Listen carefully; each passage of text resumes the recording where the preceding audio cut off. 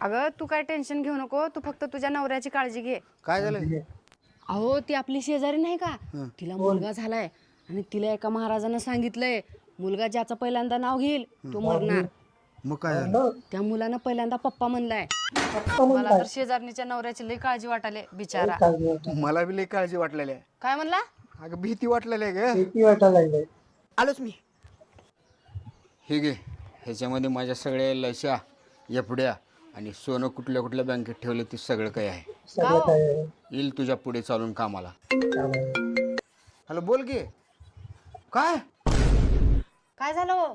ते माझं मित्र नव्हतं का जिंजाळ्या केसाचं? ते ज्याला तुम्ही शेजारणीकडे सारखं सारखं पाठवत होता. होय, ते मेलं. ती आपली शेजारी नाही का नाही, कुठली ती नवीन आलेली? हां, तिला ही चिठ्ठी दे. बरोबर.